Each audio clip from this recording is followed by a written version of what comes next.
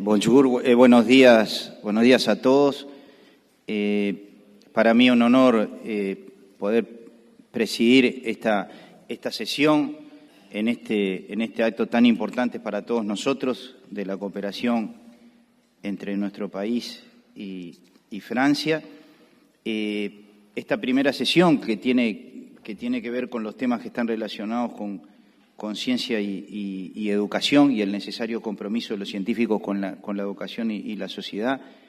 Obviamente, el título por sí solo habla de la importancia del tema y para poder desarrollarlo contamos afortunadamente con excelentes colegas para abordar estos temas. En primer lugar, tendremos una conferencia de 20 minutos de la doctora Odile Maki, que es miembro de la Academia de Ciencias y directora de investigación del CNRS de Francia. Déjeme decir algunas palabras sobre la doctora Maki. La profesora Odile Maki es diplomada en la Escuela Nacional Superior e hizo sus estudios en matemática y física. Como dije, es directora de investigación del CNRS y se especializó en el ámbito de las ciencias de la información y los sistemas de comunicación, sobre todo en el tratamiento de señales. Y desde los comienzos de los años 70 podríamos decir que la profesora Odile Maki es una de las pioneras de la era digital. Es miembro de la Academia de Ciencias y se ha comprometido fuertemente con lo que es el sector de cooperación norte-sur y en la mejora del diálogo entre ciencia y sociedad. Entonces, como ustedes pueden ver, tenemos en la doctora Maki una persona que sin duda nos va a ilustrar sobre el tema de la enseñanza basada en la investigación, la MENA, la PAT, 20 años al servicio del desarrollo y, por lo tanto, para mí es un honor presentarles a la profesora Odile Maki. Profesor.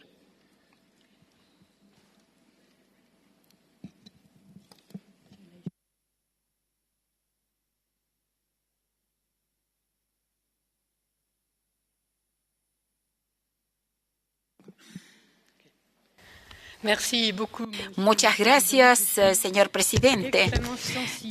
Soy sumamente sensible a esta invitación en el marco de este foro prestigioso, pero también absolutamente apasionante.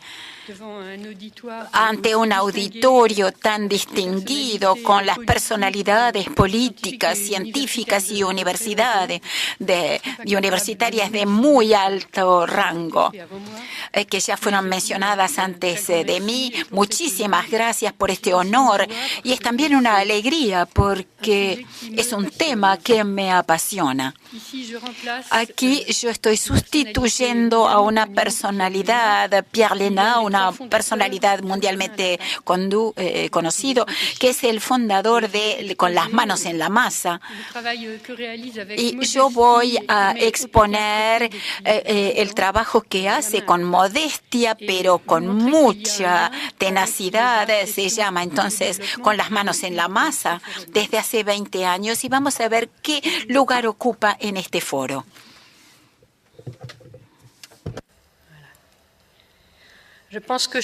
Pienso que cada uno de nosotros en esta sala, con sus capacidades particulares y su ámbito específico de especialización, encontrará el resorte de su con el fin de mejorar el mundo. Es una utopía, pero no abandonamos la utopía. Ella es la que nos lleva a obrar para esta construcción. En manos o en la masa, todas las personas implicadas, los asalariados o los benévolos, están vibrando con esta convicción ilustrada por la frase de Nelson Mandela: la educación es la arma más poderosa para mejorar el mundo. ¿Y por qué especialmente las ciencias? es bueno que la educación científica tenga un lugar importante en la educación escolar y desde la más temprana edad. Esta mañana oímos exposiciones muy apasionantes, pero que tenían que ver con actividades del hombre adulto, del ser adulto. Hoy voy a hablarles de las actividades de los pequeños niños de la primera infancia, es decir, lo que llamamos el jardín de infantes, la escuela materna, como se dice en Francia, también en la escuela primaria y el primer ciclo de escuela secundaria hasta los 14 años aproximadamente. Es para honrar el espíritu humano. La ciencia no se compra, no se vende, es una cultura, parte de la cultura. El señor Luis Porto nos explicaba hace un rato que en este ámbito no hay conflicto, no hay intereses, y esto es un honor para la ciencia. Educar a los niños es abrirlo a valores culturales, desarrollando en él la racionalidad, enseñándole a someterse modestamente a las respuestas que da la experiencia, es decir, someterse a la parte de verdad que ha reconocido y a estar enfrentado a la realidad. Por otra parte, y esto también fue explicado esta mañana, también la ciencia, en particular lo dijo Catherine Brechignac, mi secretaria perpetua de la Academia de Ciencias, que los científicos no tienen barreras, ignoran, forman comunidades que van más allá de las diferencias políticas, de lengua, de cultura, de religión. Es un estado de espíritu humanista que debe y puede ser transmitido por la educación científica a los niños. Una apertura a la universalidad y también a la ciudadanía global de nuestro mundo. La ciencia es también una servidora de la humanidad. Aquí me equivoqué. Mejora la suerte de la gente y de los pueblos, es motor de la economía y del desarrollo en todos los países desarrollados o emergentes, en todos los casos. En nuestras sociedades del conocimiento, como también se dijo esta mañana, el Uruguay progresa en este sentido, en esta vía. Una sociedad basada sobre tecnologías avanzadas que reclaman tener suficientes profesionales, trabajadores bien formados desde el punto de vista científico y tecnológico. Lamentablemente, los expertos lanzan un grito de alarma para los países de Europa. Tal vez es un poco diferente para América Latina. La ciencia no contrata como debería. En Francia hay un rechazo de la ciencia que es una mala reflexión de los ciudadanos generales que acusan a la ciencia de haber creado las catástrofes. Esto vino desde Hiroshima, o sea que hay una mala imagen ciudadana, sin embargo, de los beneficios de la ciencia. Y por otro lado, la enseñanza de las ciencias no se hace bien, por lo menos entre los alumnos más jóvenes, y seguramente hay muchas razones para ello. Hay que renovar la enseñanza de las ciencias. Es lo que hace justamente esta fundación con las manos en la masa. Lo hace con una nueva pedagogía educativa que se basa sobre la investigación, enseñanza de las ciencias basada en la educación. O sea, como en inglés se dice, Inquiry-Based Science Education. Más que una suma de conocimientos para el niño, es sobre todo aprender a razonar, aprender a aprender, aprender a comprender. Voy a mostrarles algunas fotos que, más que un largo discurso, seguramente podrán hacer que se comprenda. Aquí una chica, una niña, una pequeña niña, muy joven, tendrá 5 o 6 años. Vemos que está movida por una fuerte curiosidad. Es la curiosidad curiosidad de nuestros niños pequeños y también los padres y los abuelos saben que los niños nos dicen siempre ¿por qué? ¿Por qué? Es justamente un buen regalo de la naturaleza hacer que los niños pregunten por qué. Y justamente a partir de esa curiosidad se funda la pedagogía. Es una pedagogía apoyada en la experimentación. Aquí 2 niñas están manipulando con sus manos y su cerebro. Las ciencias cognitivas nos han enseñado que están conectadas de una manera compleja, pero sumamente importante. La experimentación, entonces. Otra característica de este tipo de enseñanzas, los niños trabajan en pequeños grupos, observan fenómenos simples, naturales. Aquí vemos sencillamente los niños tienen un gusano en un plástico transparente y se plantean preguntas sobre el nivel de agua. Otro punto muy importante es el cuaderno personal de ciencias. Esta mañana el ministro de Educación y de Cultura, el señor Ricardo Ehrlich, nos explicó la importancia de la lengua. En nuestra fundación, con las manos en la masa, estamos absolutamente convencidos. El niño tiene un cuaderno personal que nadie va a corregir nunca. Él podrá expresarse libremente, dibujar y expresar su pensamiento con palabras. Y los progresos que hace el niño en ciencias son concomitantes con sus progresos en expresión lingüística, con su pensamiento y sus progresos en el pensamiento. Yo lo señalo, lo subrayo porque el ministro lo destacó. El señor Yves Querré, que es un universitario, publicó un pequeño libro muy apasionante que se llama Lengua y Ciencias, 2 ciencias humanas. Aquí está el grupo, gracias a la profesora que, entre comillas, hace que nazca una hipótesis o una conclusión. Otro elemento muy importante de esta pedagogía es el aprendizaje de la crítica por los pares. Aquí está el grupo, la clase escucha, los niños hacen una experiencia, tratan de explicarla y con el profesor hay un diálogo, con el maestro, hay un diálogo con el maestro y con los otros amigos. Es un aprendizaje también de la ciudadanía, porque cuando los grupos se forman, no siempre llegan a la misma conclusión. La clase tiene que llegar a una conclusión y este es también un aprendizaje muy importante. Y para concluir sobre la presentación de este tipo de enseñanzas, yo diría que aquí tenemos la alegría de aprender y estos niños están muy contentos y esto es muy importante en la pedagogía. La felicidad del niño es también la felicidad del docente y finalmente la alegría de haber entendido es lo que expresa este niño que descubrió una parcela de verdad, un tipo de enseñanza que tiene un cimiento sólido para que les gusten las ciencias y al cabo de cierto tiempo esto tiene que ver con los adultos y la vida de la sociedad para llenar las lagunas de los puestos de científicos y de investigadores. Hay muchos de esos puestos, muchos millones que aún están vacíos. Voy a hablarles ahora de la acción que realiza la main à la pâte, las manos en la masa.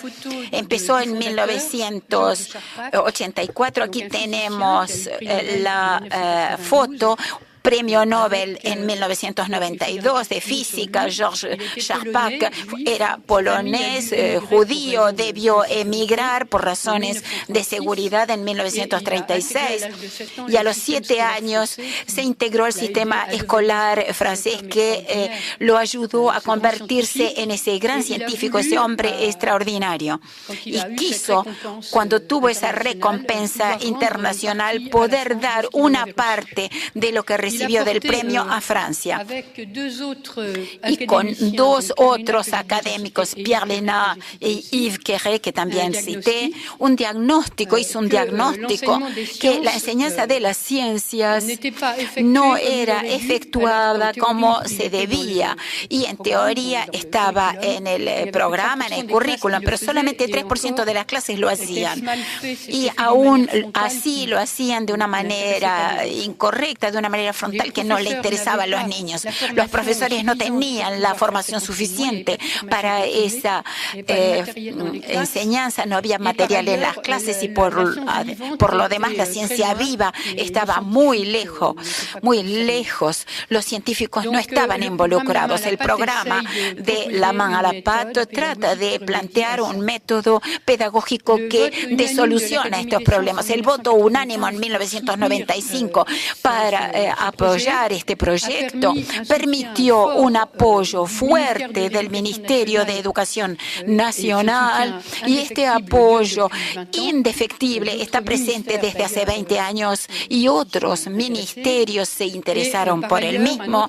Y por otra parte hay otro principio de este programa, es el apoyo de los docentes. Nadie está obligado a aplicar el método de La Main à la Pâte. Se hacen voluntariamente. Los ejes actuales de La Main à la Pâte, hay 7, como ustedes pueden ver. Estos puntos, el punto actual es que hacer formación continua de los docentes para aplicar este tipo de pedagogía no es suficiente. Hay que ir más allá. Sería necesario que hubiera un verdadero desarrollo profesional, de modo tal que estos profesores pudieran sacar un propio beneficio, un reconocimiento e incluso una promoción, y esto no es fácil. Otro punto muy importante es promover la igualdad de posibilidades entre los niños, cualquiera sea su medio de partida. La educación profesional tradicional a veces estaba con dificultades por problemas de lengua, pero en estos grupos puede ser un motor y la mirada sobre aquí cambia, el niño sale de su dificultad escolar. Debo decir a este respecto que justamente gracias a este eje se creó un programa nacional que permitió fondos para desarrollar esta pedagogía de las manos en la masa, con igualmente una inversión para el futuro, igualdad de oportunidades. Y también los docentes deben ser acompañados por un científico que no va a sustituirlo, pero que estará en la clase una vez por semana, una hora, para reforzar desde un rinconcito, para acompañar al docente. Es el programa ASTEP, el programa de acompañamiento en la escuela primaria. Son estudiantes de universidades científicas que recogen, además de este tipo de trabajo, un beneficio en su propia formación. Las manos en la masa tiene una actividad muy importante de producción de recursos pedagógicos. Hay un sitio extraordinario, el eje también de desarrollo del mundo científico, pero al mismo tiempo, y no lo mencioné todavía, un compromiso del mundo profesional, compromiso e incluso financiero, que permitió transformar un programa en una fundación. Y al final de esta diapositiva, las asociaciones internacionales es la razón por la que estoy aquí hoy. Y antes de terminar sobre las manos en la masa, La Main à la Pâte, quisiera hablarles de lo que hoy está sucediendo. Gracias a las inversiones de futuro, en el 2011 se fundó esta fundación que tomó cierta independencia con respecto a la Academia de Ciencias por razones que son fáciles de comprender por el desarrollo, y cuyo propósito era impulsar casas para la ciencia a servicio de los profesores, instalar en los lugares donde se produce la ciencia, es decir, en las universidades locales. Estas casas de la ciencia no son virtuales, son físicas. Hay ahora 9 casas para la ciencia, 4 que funcionan desde hace 2 años y que ya podemos evaluar, 5 que acaban de funcionar desde hace 1 año, que están en diferentes colores, y esto representa más o menos la mitad del territorio. En esas casas de la ciencia, ningún profesor tiene la obligación de irse a formarse, es algo voluntario. Aquí tenemos los resultados de las 4 primeras casas. Hay 400 acciones que se llevaron a cabo. Son acciones que normalmente representan unas 80 horas para formar a los docentes de nivel primario. Y los participantes, que son de más o menos unos 9.000, y muchos científicos también, aunque no los suficientes, pero sin embargo hubo unos 600 científicos que se involucraron. Esta fue la fundación. Ahora, en cuanto al sistema global francés de enseñanza, y en particular las escuelas primarias, para situarles las cifras, hay 320.000 clases primarias en Francia. Cuando digo primarias, esto incluye también el jardín de infantes, es decir, de 3 años a 10, 11 años. Y gracias a la acción tenaz de la main à la pâte, la ciencia está incluida en estos años. Hay 3 ciclos. La ciencia está en los 3 ciclos y la base actual comporta una base científica. Esta es la teoría que se estableció en el año 2002. En la práctica vemos de un 3% en 1995 de clases primarias que hacían Francia y que lo hacían mal, pero ahora podemos decir que un 50% hace ciencia. O sea que hubo una gran evolución. Pero sigue habiendo mucho trabajo por hacer. En lo que tiene que ver con el trabajo particular de las manos en la masa, yo les hablé de STEP, el acompañamiento en las clases. Hay un 15% de los profesores, de los maestros que se inspiran en los métodos de las manos en la masa sin haber verdaderamente recibido la formación, pero que se inspiran en el sitio que es visitado por 300.000 visitas. Hay una parte que no es desdeñable y algunos van a los centros de formación pilotos de la Fundación Las Manos en la Masa. Ahora vamos a pasar a la acción internacional, una acción que se hace en Europa. En el 2007, un antiguo primer ministro, Michel Rocard, francés, diputado europeo, motivó a Europa desde este punto de vista y se elaboró un informe que recomendaba poner esto entre las prioridades de Europa, ese tipo de enseñanza.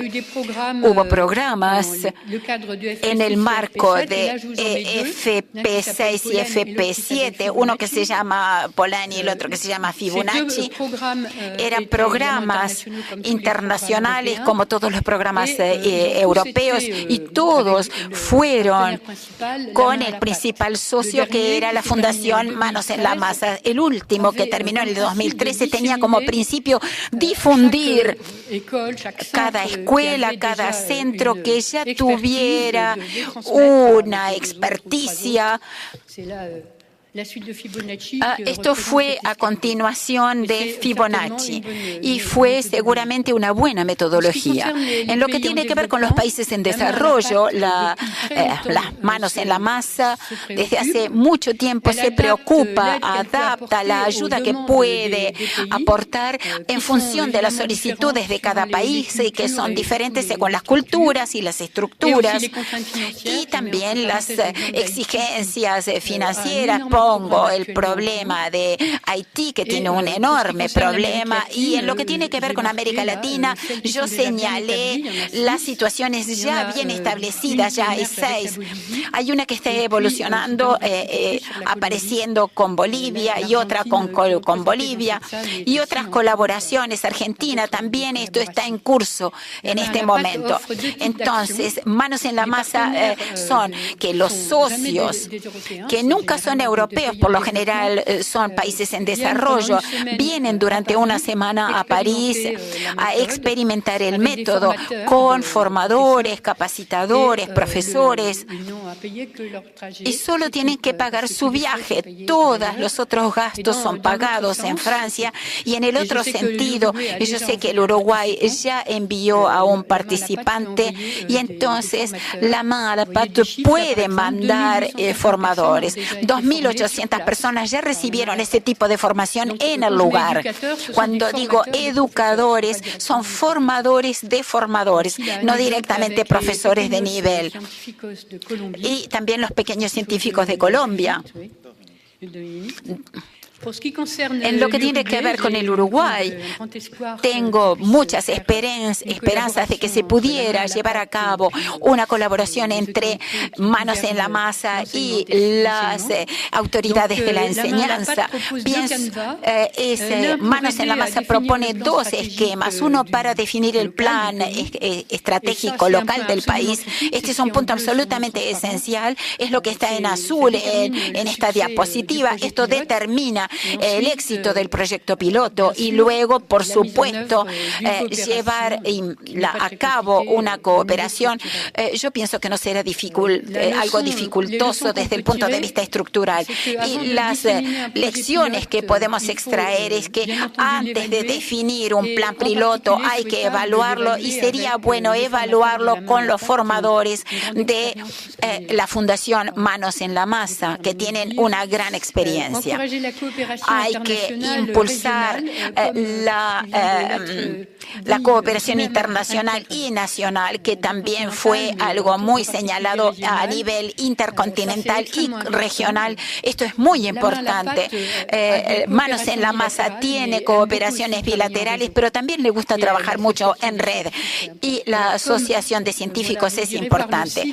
Ustedes van a poder ver el sitio de La Main à la Pâte en español. Es un sitio espejo que se llama Indagala. Hay aquí representantes. La señora Delman, que va a hablar de esto 1000 veces mejor que ella, pero sería bueno que ustedes consultaran ese sitio Indagala. Y como yo sabía que íbamos a hablar de África, voy a hablar de un programa de cooperación que también se lleva a cabo por Manos en la Masa, que está basado en la cooperación Europa-África.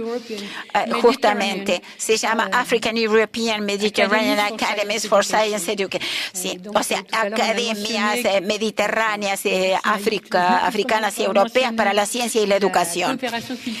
Y, por supuesto, también se habló de la cooperación en la cuenca mediterránea, y esto lo vamos a plantear a nivel de Europa, esperamos sea financiado.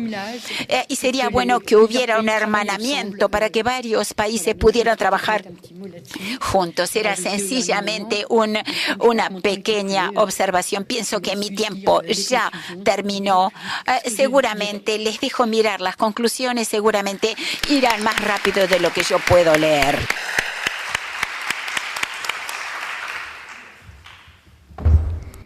Muchas gracias, profesora Maki. Intentaremos hacer un breve resumen de las ponencias al final de la sesión. Ahora vamos a continuar con una exposición del profesor Enrique Leza. El profesor Enrique Leza es licenciado en Ciencias Biológicas por nuestra Facultad de Ciencias de la Universidad de la República y ha obtenido su doctorado en Biología por la Universidad Estatal de Nuevo México en Estados Unidos y ha realizado estudios postdoctorales en la Universidad de California en Berkeley. Su área de trabajo está orientada a los temas de evolución biológica. El profesor Leza es profesor titular de evolución en nuestra Facultad de Ciencias y también fue director de nuestro programa de desarrollo de ciencias básicas. Enrique, asimismo, es miembro de la Academia Nacional de Ciencias del Uruguay. Para mí es un gusto compartir esta mesa con el profesor Enrique Leza y al cual le cedo la palabra. Muchas gracias. Buenos días. Voy a hacer una muy selectiva panorámica de las experiencias de cooperación entre docentes, profesores preuniversitarios e investigadores en Uruguay. La siguiente, por favor. o el control. Dame sí. el control mejor. Bueno, nuestro sistema educativo tiene algunas particularidades que hay que tener en cuenta a la hora de pensar en estos temas. Una es que la educación pública no depende estrictamente del Ministerio de Educación y Cultura, aunque sí el Ministerio tiene un papel en ella. La formación docente de los profesores y maestros no depende de la universidad pública. Depende, en cambio, de la ANEP, Administración Nacional de Educación Pública, que también incluye la enseñanza primaria, secundaria y técnica profesional, o sea, toda la educación pública no universitaria, incluyendo la formación docente. Hay que decir, 2 notas al pie, es que este sistema puede cambiar por leyes que están a consideración del Parlamento en un futuro, en algunos aspectos, y también nuestro propio sistema universitario es heterogéneo en su perfil y su dedicación a la investigación en particular. No es homogéneo ni nada que se parezca. Bueno, este esquema tiene algunas consecuencias. Las que quiero destacar son, si hay en todas partes una separación, una distancia entre los investigadores y la investigación y el mundo de la enseñanza de las ciencias, en particular no universitario, en nuestro caso esa distancia tradicionalmente es mayor por cómo está estructurado el sistema. Y también hay una menor autonomía de la formación docente con respecto a la administración de la educación preuniversitaria. La misma institución que forma a los docentes los contrata para ejercer su profesión, en términos muy generales. Algunos programas nacionales de acercamiento entre estos dos mundos, uno que aquí llamamos Acortando Distancias, es un programa de pasantías de investigación, no son pasantías para aprender técnicas, en laboratorios para docentes. Ese programa tuvo una primera etapa experimental entre el PDCIBA, que ya ha sido nombrado, el programa de desarrollo de las ciencias básicas, con un pequeño apoyo de la Oficina Nacional de UNESCO, y en una segunda etapa, hasta el presente, ha sido asumido por nuestra Agencia Nacional de Investigación e Innovación y se ha ampliado a laboratorios de INEA y LATU, lo cual también amplía mucho la cobertura nacional geográfica de este programa. En la práctica, en la actualidad, con variaciones, el programa apoya unas 60 pasantías por año, con pequeños apoyos para los laboratorios y para los docentes, pequeñas becas, digamos, de verano para los docentes. Este programa, que es el más antiguo, también es el más sólido y que tiene una tradición más clara en el país. Voy a regresar a un programa que coordino, que tiene unos pocos años. Este es nuestro 4º año, de hecho, que es un programa de cooperación entre ese gran sistema público no universitario, la ANEP, y el PDCIBA. Hay que decir que el PDCIBA es un programa por convenio entre la universidad y el Ministerio de Educación y Cultura, y además es una red de investigadores, de modo que tiene una escala nacional, aunque no tiene estructuras propias. Este programa fue creado por iniciativa de la propia ANEP, pero en un marco de cooperación entre investigadores y docentes. La comisión coordinadora está formada por docentes de las distintas ramas de ANEP y está coordinada por investigadores del PDCIBA. Las metas son contribuir a conectar la investigación y la enseñanza de las ciencias, y en algunas secciones que quiero mencionar, no todas, incluyen, por un lado, apoyar iniciativas y programas que ya existen, que tienen tradicionalmente mucha fuerza, pero no siempre un reconocimiento oficial, digamos así. Apoyo a clubes de ciencias, las propias pasantías, olimpiadas, que tienen vida propia, pero que tenemos como misión apoyar y estimular. Un proyecto particular que quiero mencionar, que tiene vínculo con el tema de esta mesa, es que hemos hecho convocatorias para financiar proyectos de desarrollo de iniciación a la investigación, más que experimentación, iniciación al estudio de problemas de investigación en centros de enseñanza por equipos de docentes, que muchas veces incluyen, por cierto, docentes de todas las disciplinas. No solamente química, para un caso que tengo en mente, sino geografía e inglés.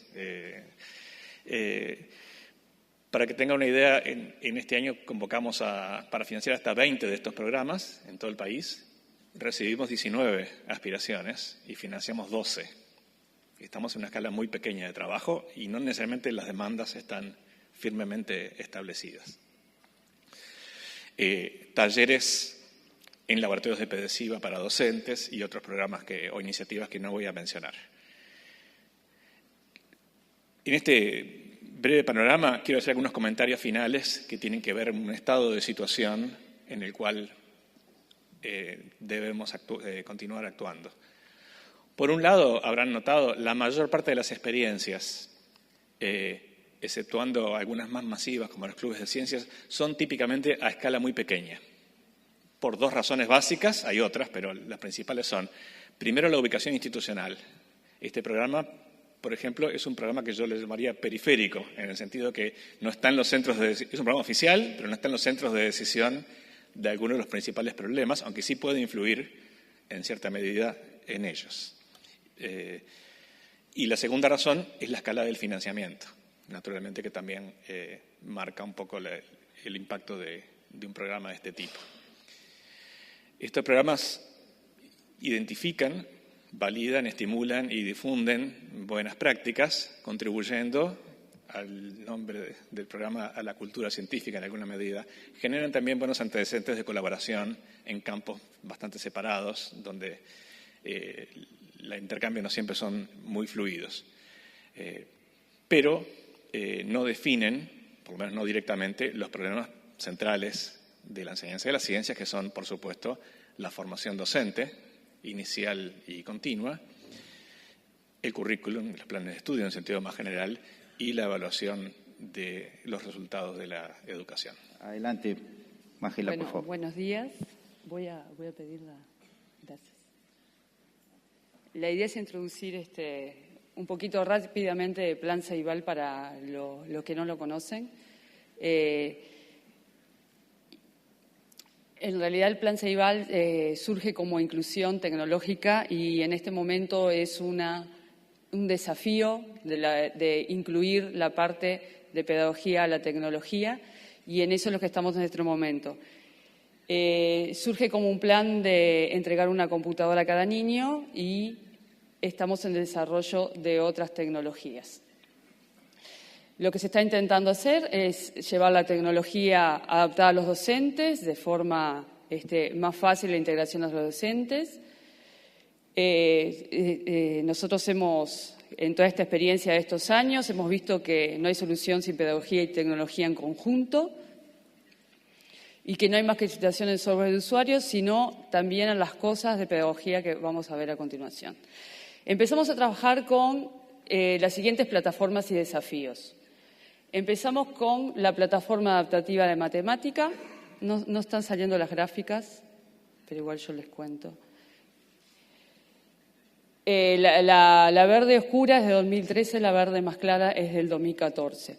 La plataforma adaptativa lo que tiene son varios ejercicios de matemática y materiales para estudiar matemática que están trabajando los docentes en clase o los alumnos pueden trabajar por sí solos.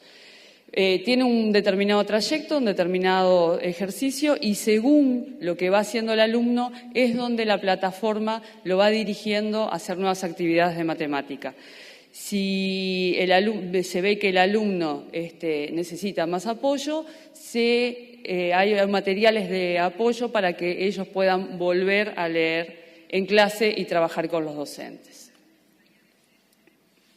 No sale bien la gráfica. También se está trabajando en el acceso a la cantidad de libros de texto que están accesibles en la plataforma del Plan Ceibal, donde podemos encontrar una cantidad de libros de ciencias para todas las asignaturas también del ciclo básico y de primaria. También estamos con la ayuda de la evaluación en línea en la parte de ciencias, matemática y lectura.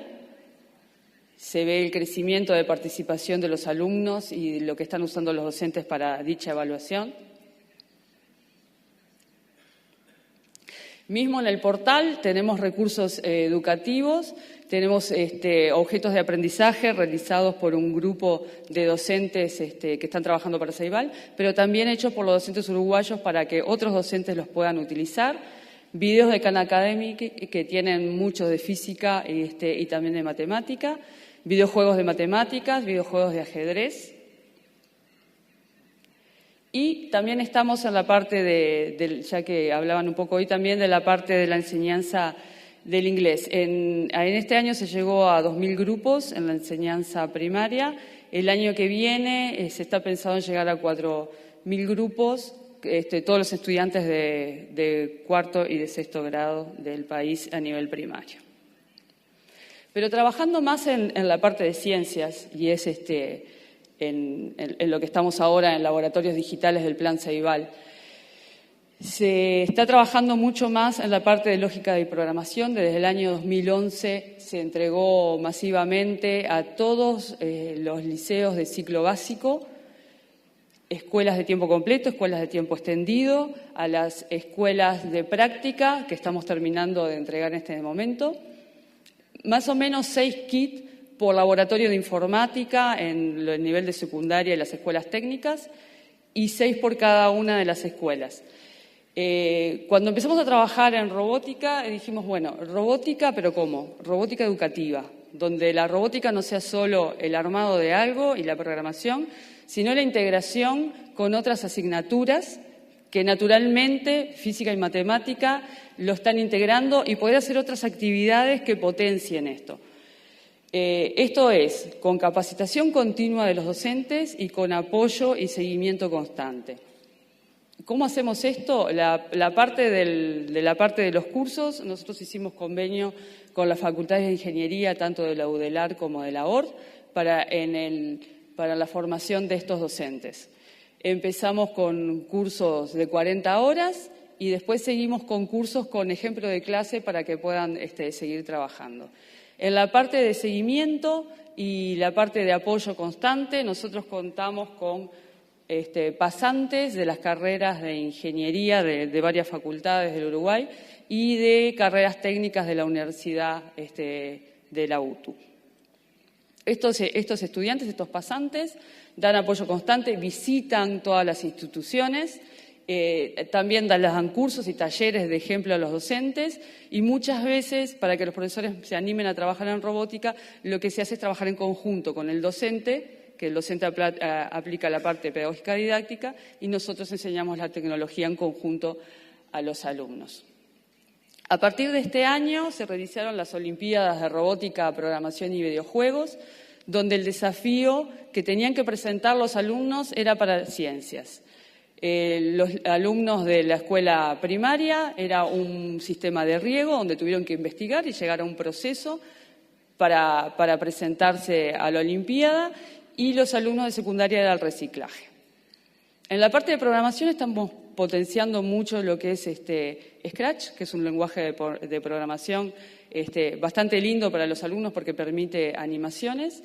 Y en la parte de la formación de esto, lo que hicimos fue un MOOC, un curso masivo abierto online, donde ahí tenía un número que era 1.500 estudiantes y 600 docentes. Lo hicimos como un piloto, pensamos en 500 docentes y en 500 alumnos, y se presentaron 1.500 alumnos que terminaron programando en videojuegos que tenían que ver también con ciencias.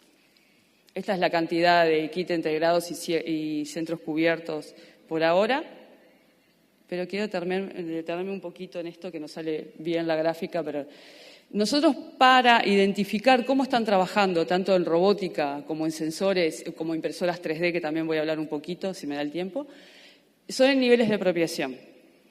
Tenemos un nivel de apropiación en este momento desde el nivel 3 al 6. Nosotros consideramos que el nivel 3 es un nivel bueno, es un nivel donde los docentes están trabajando con sus estudiantes con apoyo nuestro. En el nivel 5 ya están trabajando un poco solos con sus estudiantes, y en el nivel 6 están integrando otras asignaturas, o sea, están con otros docentes trabajando en proyectos de robótica. Hay un 85% en total del nivel 3 en adelante en secundaria y en la UTU un 76%. En la parte de sensores físico-químicos estamos empezando a trabajar desde el año también 2011 con este tipo de sensores. Me voy a poner un poco, no sé cuánto me queda.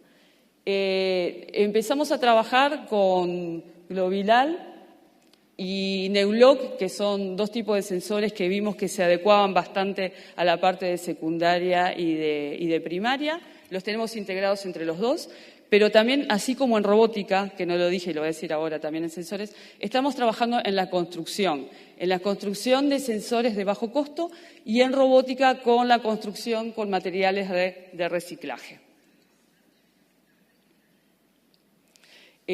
Tenemos entregados alrededor de 200 kits de sensores en total. En donde ha tenido mayor éxito ha sido en las escuelas rurales y en las UTUs agrarias. En secundaria también está funcionando muy bien. La idea es trabajar en experiencias, como ven ahora. Están en algunas trabajando con medidas de pH, en cualquiera de los dos tipos de sensores.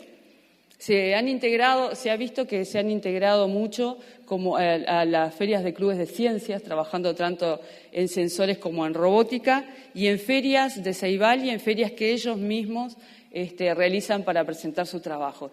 Estos sensores lo que le dan la posibilidad también de trabajar fuera del aula, trabajar en campo, que eso también les da la posibilidad de generarse la hipótesis y de llegar a las conclusiones con los materiales.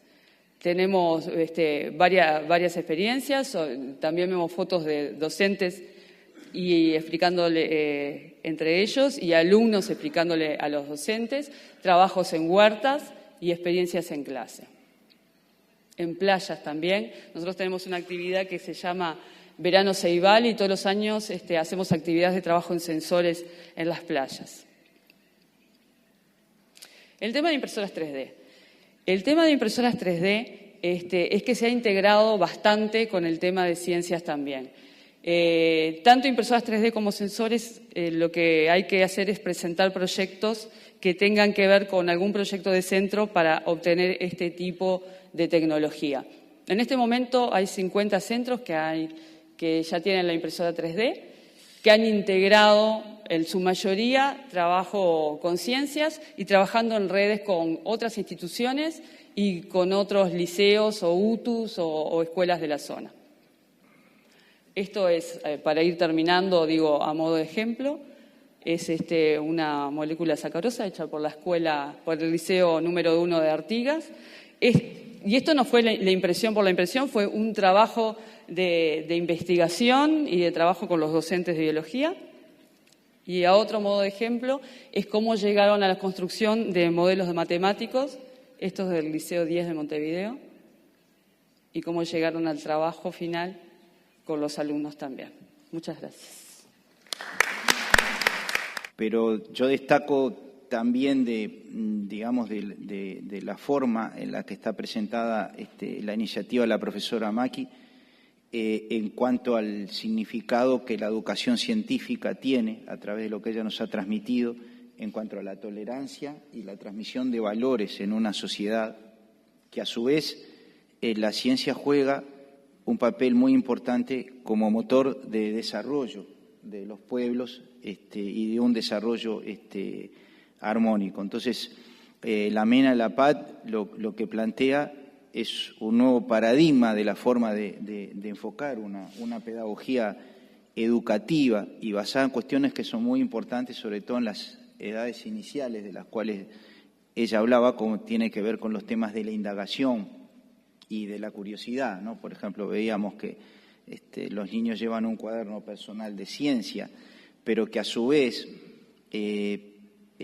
tienen una importancia capital en cuanto a que también discuten entre ellos y son capaces de recibir la crítica de los pares. Y yo creo que a través de esos valores hace pensar que estas iniciativas nos pueden hacer más bien repensar este tema en cuanto a esos paradigmas, ¿no? de los niños. Los niños y los adolescentes se entusiasman con la ciencia cuando ellos pueden hacer los experimentos, cuando ellos se apropian y quizás en repensar la pedagogía con la que nosotros formamos a nuestros educadores a todos los niveles, en el sentido de que muchas veces los niños preguntan y nosotros les decimos, por favor, no molesten, cuando en realidad son los que tienen que. Entonces me parece que esos conceptos son sumamente importantes y daría para todo el día poder reflexionar sobre las cosas que nos ha transmitido la profesora Macchi.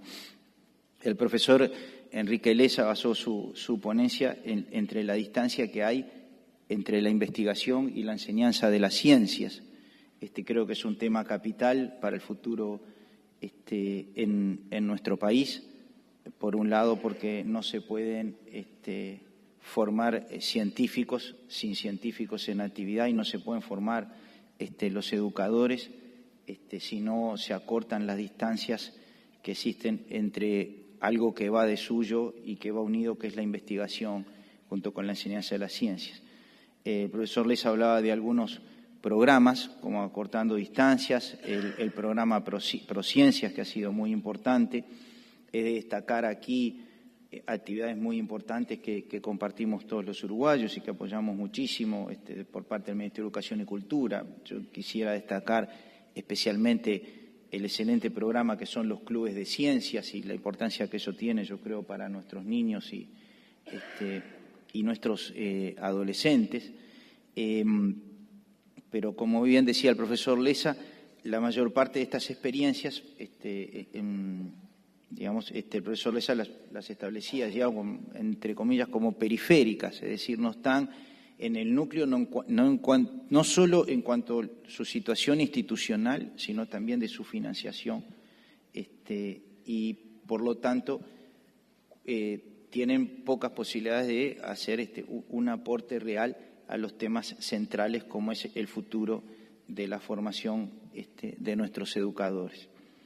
En último lugar, Fossati nos plantea cómo el Plan Ceibal está trabajando en cuanto a relacionar la pedagogía con las tecnologías, siendo un hecho muy importante, con plataformas adaptativas, ¿no?, en temas tan importantes en la educación en nuestro país, como son desde las matemáticas hasta temas de lenguaje y lenguas extranjeras, libros en formato digital, y cómo utilizando algunos elementos, ponía como por ejemplo los temas de la robótica y cómo la lógica y la programación involucran ciencias y a su vez involucran a los estudiantes y los docentes en ese proceso.